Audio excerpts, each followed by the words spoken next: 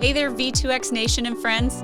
This is Hope Skibitsky, the Learning and Development Manager at V2X. And you're with us here on Converging on Leadership, the place where we use transparency, vulnerability, and lessons learned to develop ties with our leadership to help us better serve all of our internal and external customers.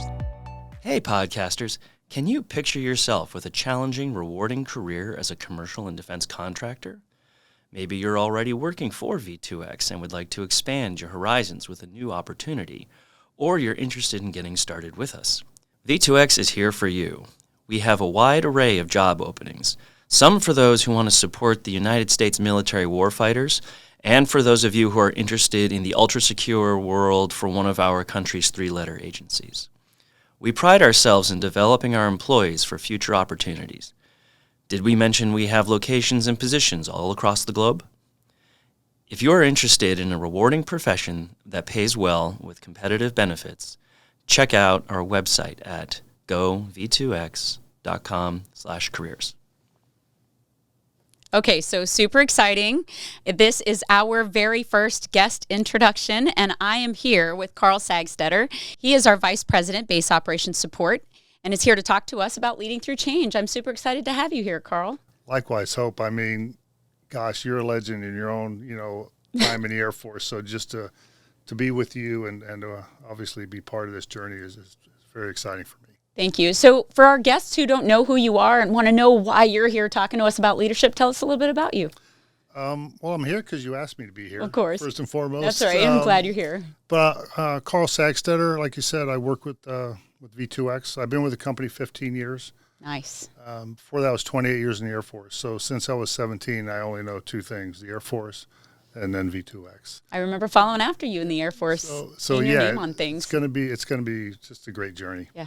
Good. We're excited to have you here. So we're going through a lot with V2X. I was only ever V2X. I joined us, a short time ago, but the company's going through a lot. We're merging. Several different companies are coming together in their own accord, and then we're coming together in one big thing. So there's a lot going on. There's a lot of change, and we know change can be really, really hard. So just interested in finding out from you, as we continue to integrate as a company, what are some of the biggest challenges that we might face in this change? Well, I think first, it's scary, right? So whether you've been with the company, as long as I have or as short as you. So like for me, I've been through Legacy. Vectrus was ITT Excelis, then Excelis, and then Vectrus. It's basically the same company. Yeah. And then you've been with us with V2X. So That's right. So we both have different thoughts of that. Then when you bring in people from the merger, right, and they have a huge history with their own companies. That's fair. So I think one of the biggest challenges we have to respect everybody's individual past and their history, and we have to respect the legacies of those companies because they're important. And we have to embrace the future of V2X because we are V2X. We're one company today. So I think the future. I just traveled through the Middle East last week, and people were I was super excited. They're really excited about V2X. Oh, that's good to hear. And I was kind of blown away. I didn't have any expectations, but to walk into Camp Asliya in Qatar and to see the V2X on the as you walk in the door, and everybody that was there was wearing blue shirts, the whole leadership team, and it was quite impressive to see.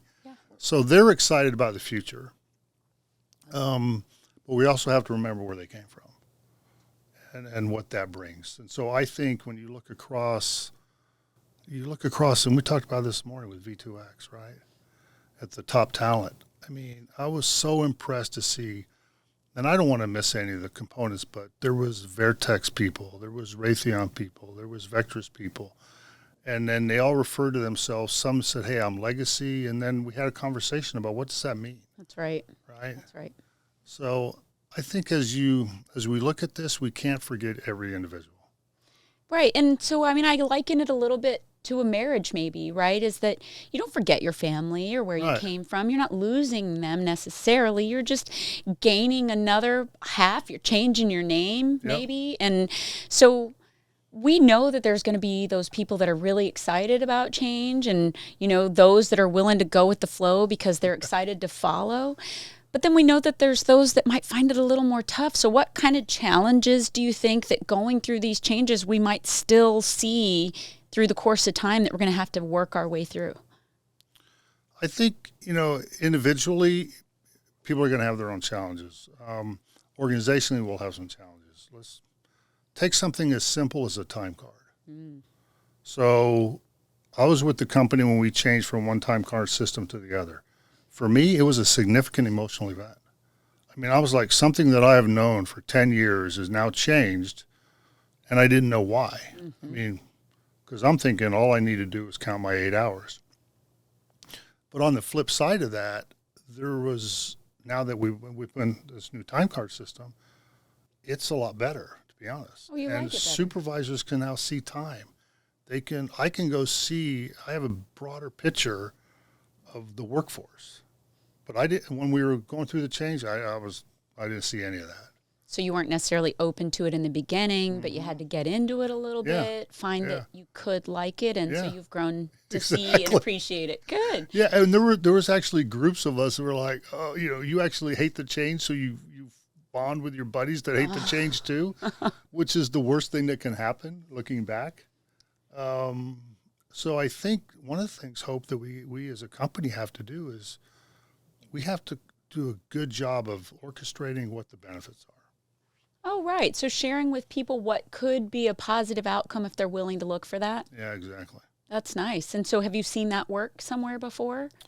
Yeah, I mean, going back to that example of the time cards is now our financial systems, we capture time a lot better. We capture costs and hours.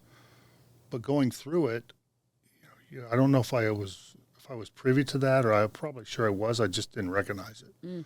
So how we communicate that change is very important, I think. No, and I think that's fair. I think that there's a lot to be said about people collectively learning to understand that not all change is bad, and that as a matter of fact, change can be good. I mean, buzzwords across the world everywhere is modernization and innovation. And so change should be a part of everybody's culture because, sitting stagnant can cause you to get complacent, fail to grow, get outrun by your adversary or other companies. And so this is my first civilian job, and I think it's really cool that I've walked through the doors of a company that's going through so much change because, man, how much there is to learn and just watching people. And just think about the opportunities, right? So, if you're in one side of the company and say, for example, you want to live in California, and you want to go move to California, a family from California, by bringing everybody together, we have a lot more opportunities in California. And Vertex had a very large CONUS-based workforce, and what they did and what they do is with aviation and aerospace, but by combining, then we look overseas. So we can move people across the companies, and I think that's the most exciting part. I think it's fun that you mentioned that earlier. You mentioned top talent, and for those of you who don't know, that is our building our bench of our next level leaders. And so as we bring those folks in and start to talk about what might be on the horizon for them to continue to develop professionally, having more places for them to grow into different leadership roles, I think that's exciting for them and us. Yeah, and I think every time we bring in a new perspective, somebody that can see things slightly different than the other person, it might also invite that growth that we're looking for as a company to take us to the next level for our investors, our stakeholders, our internal and external customer. Yeah. So I was an aircraft mechanic in the Air Force. So when we joined with, when Vectors joined with Vertex and all that aerospace, I jokingly told my wife, I go, hey, I think I'm going to go be a mechanic again. Nice. Because it was the best time of my entire career, right? Was working on F-15. So even that is exciting just to have that part of our business for me. What do you personally find hard about leading through change? What is a challenge for you? I think for me in my position, it's trying to see where my organization and the people I work with are taken care of per se, but also their thoughts and their needs are taken care of, from a mission perspective and people, because we can't do everything for everybody. I don't think that's as fair. Sure. For first and foremost, but I think for me, just looking at that change and embracing it while looking for the overall part of the organization is important. So, with all of the perceived tumult that's going on as we go through this change, how do you help people like lighten the load and feel a little better? Yeah. I mean, do you encourage them to have fun in the things that they're doing, and how do you do that? Well, I mean, just looking back at the visit last week, right? If you see people's energy and you capture that energy and you want people to really feel good about themselves, and when you see them coming to work and embracing the change, then I think the sky's the limit.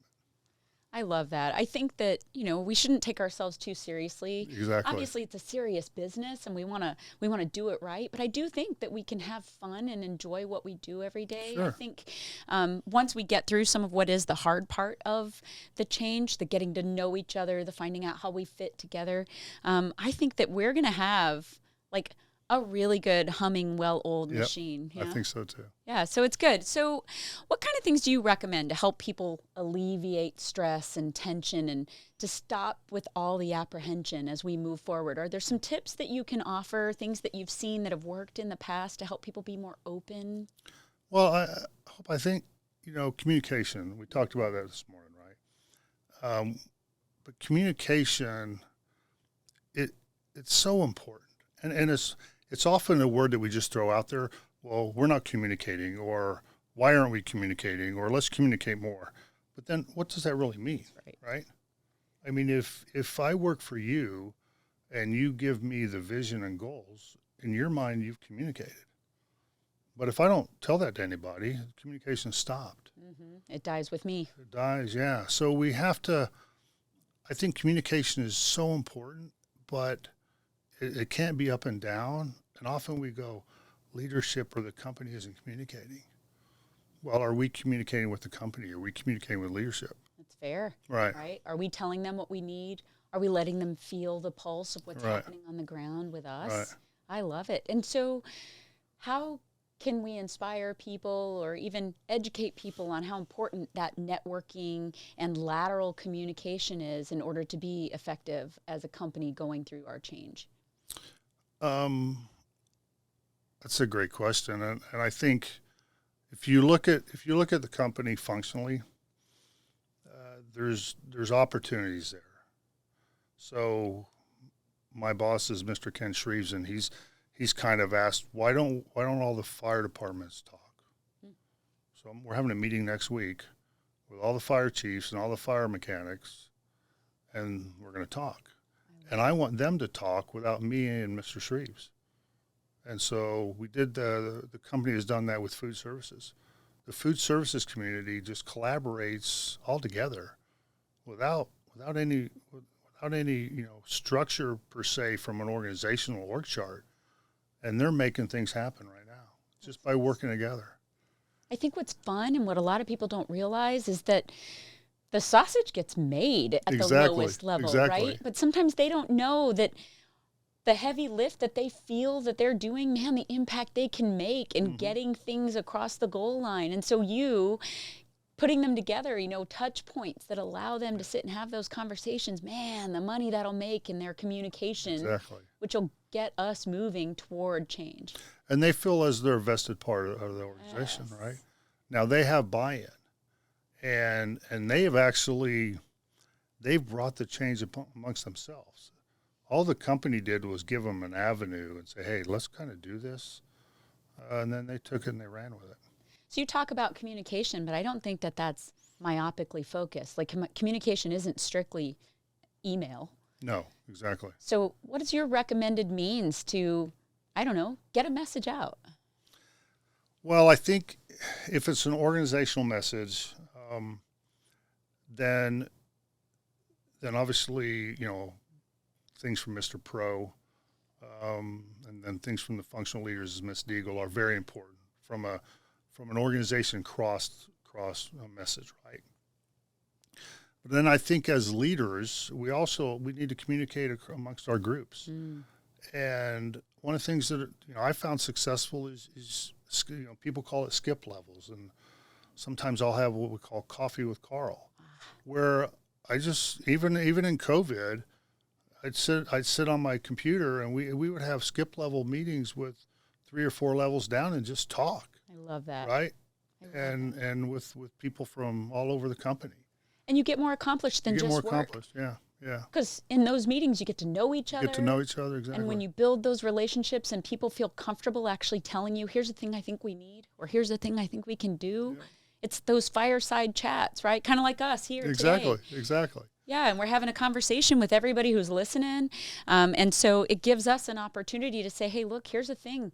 From a subject matter expert who's had to deal with a lot of change. Right. That's the kind of stuff that we can do to make change maybe a little bit easier, because it's a thing people resist. And from our Air Force days, right? We were taught management by walking around. That's right. And a shout out to Chief Master Sergeant of the Air Force Bob Gaylor, who was the one who always talked about it the most. Gaylor, right? That's right.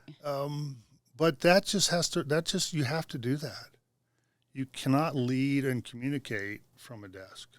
Oh. You just have to get out and you have to meet people. You have to see what they're doing.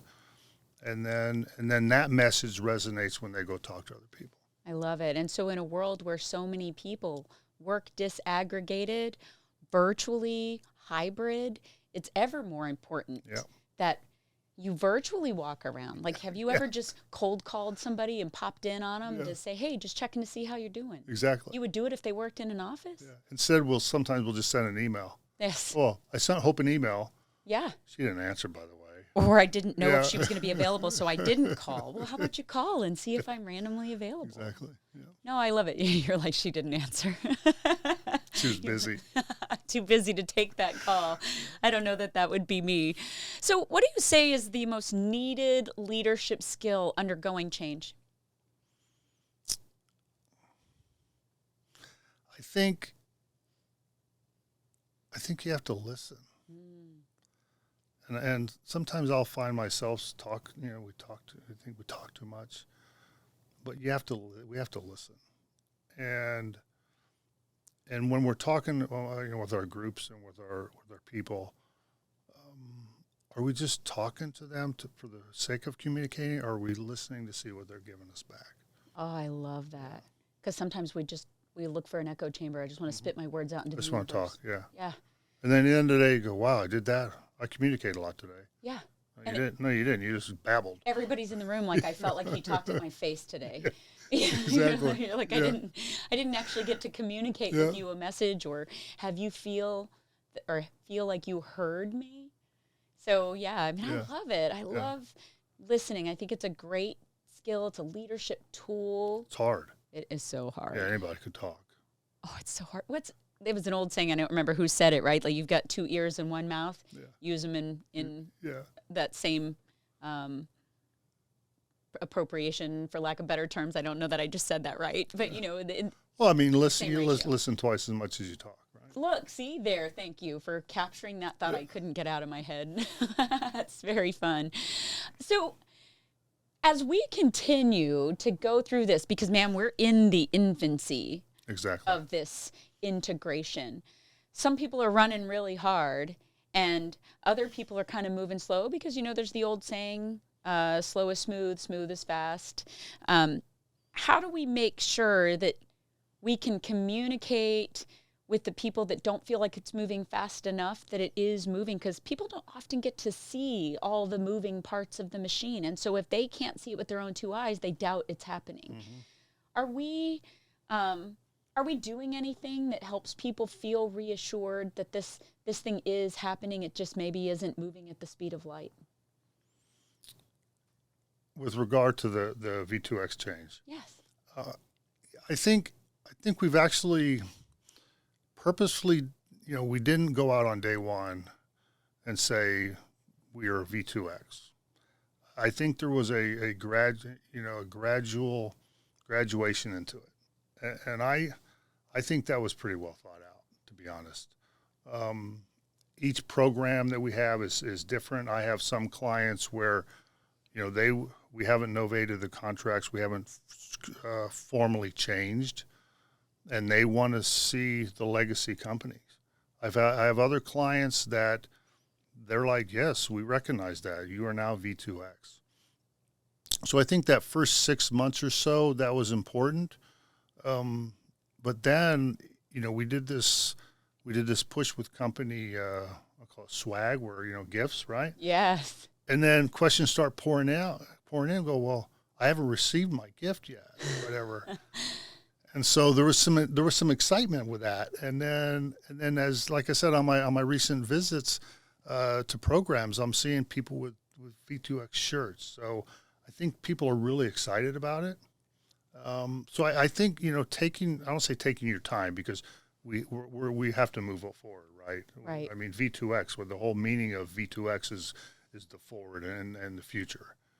So I think there's some pause that we needed to do, or some deliberation of going slowly. But I think we're past that now. All right. Yeah, I love it. we're past that. We got to move forward, and we got to be together.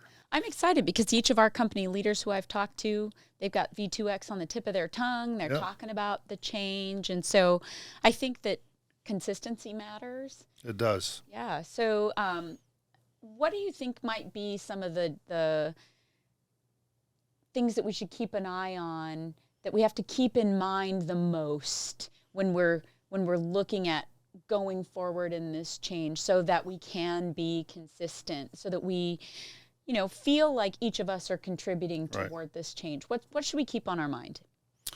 Well, I think if you look at, we're all individuals.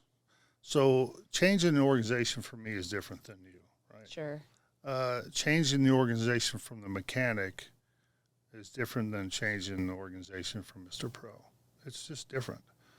So we're all going to have some levels of frustration. I think we have to recognize what those different levels are. And as we merge, we're merging companies, we're merging business systems. We have parts of the company that don't talk to each other right now. Sure. We have different business systems and time cards. And so all that is a struggle, right? And we have to work through that. But I think as we're going and remembering the individuals, because it's all about the people, but what's the benefit? I mean, what is the benefit of having a consolidated business system?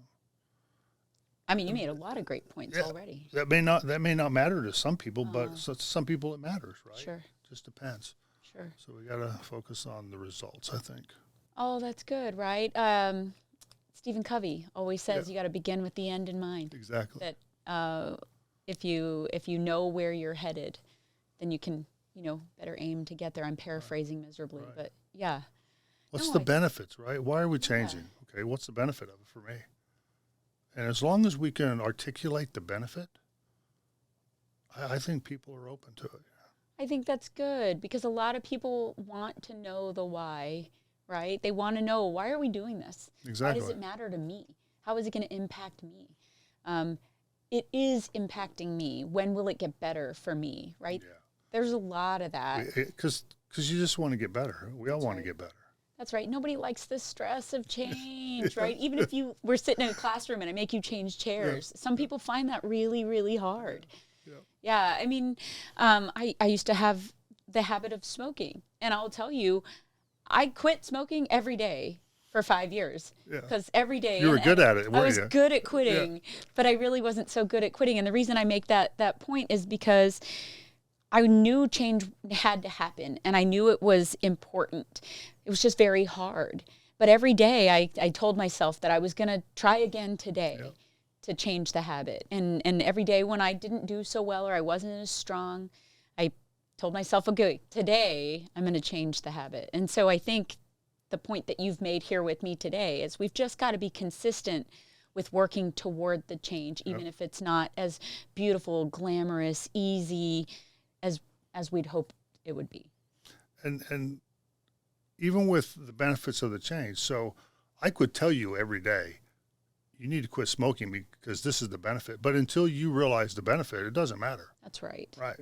And so communication will help with that, right? Us continuing to tell people Exactly. like what's in it for them, both our customer, internal and external. I think it's really good. This has been good. It's fun. Spend a little bit of time with you today. Yes.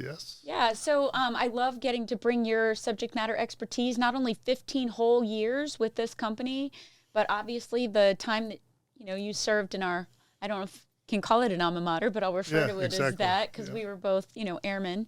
But I think that it's good, right, for people to be able to hear that everybody can find struggle with change, and then every single one of those same somebodies can get through it. And it's not going to be easy, right? That's right. We don't expect it to be easy. But as long as we all work together, from Mr. Pro and of the top of the organization, all across, I think we'll hit it out of the park. I love it. I'm excited. Yes, Anything else you want to tell us before we sign off here today? I just thank you, Hope, for setting this up and for letting us share some thoughts together, because I think it's just a great message. I appreciate that. And I obviously am very grateful for our teammates at kglobal making sure that we can get through this and, look professional doing it, because it's a ton of fun getting to spend a little bit of time with you. And here. It's not like they haven't gone through change either, right? Oh, my goodness. We dragged them right along with us. Yeah, so it's great. It's great stuff. That's Karl Sagstetter on Leading Through Change. Stay tuned for part 2 as Karl and I discuss collaboration and teamwork. Please subscribe to Converging on Leadership on Apple, Spotify, or wherever you listen to podcasts. Find us on LinkedIn at linkedin.com/company/V2X-Inc. And please let us know what you think of our show and what future topics you'd like us to cover. Converging on Leadership is produced by kglobal and brought to you by V2X. V2X transforms operations and sustainment for government and commercial clients worldwide through operational support services, training, and converged environments that integrate physical and digital infrastructures. Learn more at gov2x.com. And until next week, I'm Hope Skibitsky, and thanks for listening.